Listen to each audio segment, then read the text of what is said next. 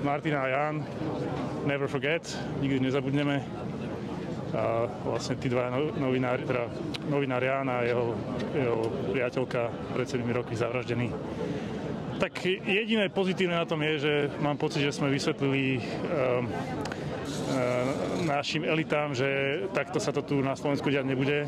Nechceme z toho mať Rusko, kde je to niečo na pravidelnej báze, už to ani pomaly nikto nevyšetruje. Tak pre mňa veľmi pozitívne je, že sa to vyšetrilo veľmi vierohodne, veľmi pravdepodobne je to tak, aj keď súd teda objednávateľa neodsúdil, ale verím tomu, že ešte je šanca, že ho odsúdi, ale...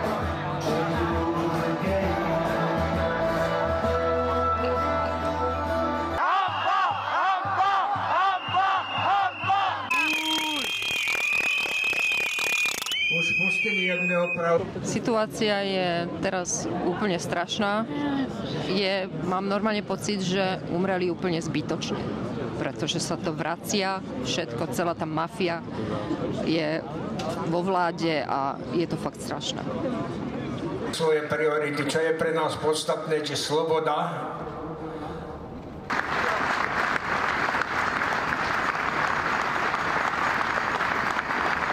Gulky vrahov zabili naše deti a my sme miesto svadby, ktorá bola už naplánovaná, museli robiť pohreby. Je to 7 rokov a čo sa odtedy zmenilo? Hlavný architekt celého toho systému našich ľudí je znova pri moci.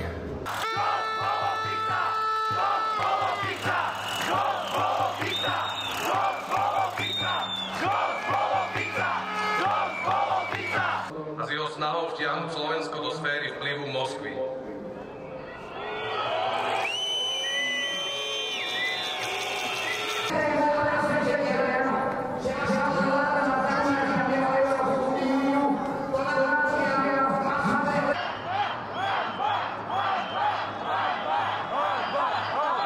Bezpečne ukotvený. My dobre poznáme dvojtvárnosť premiéra tejto krajiny.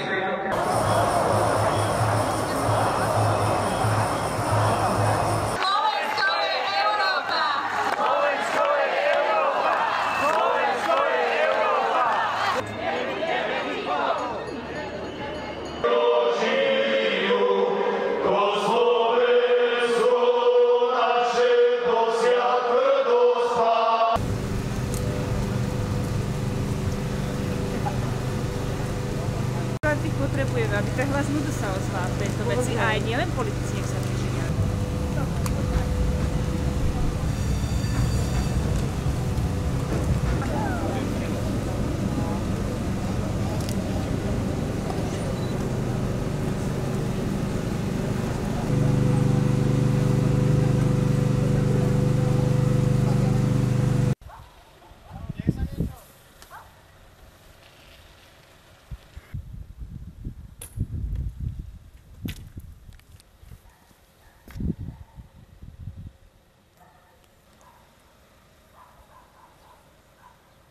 Veď oni...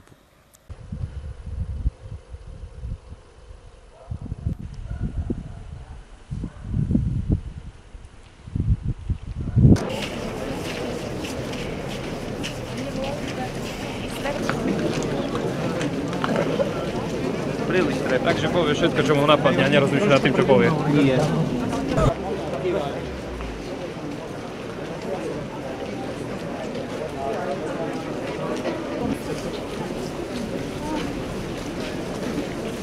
Rápido.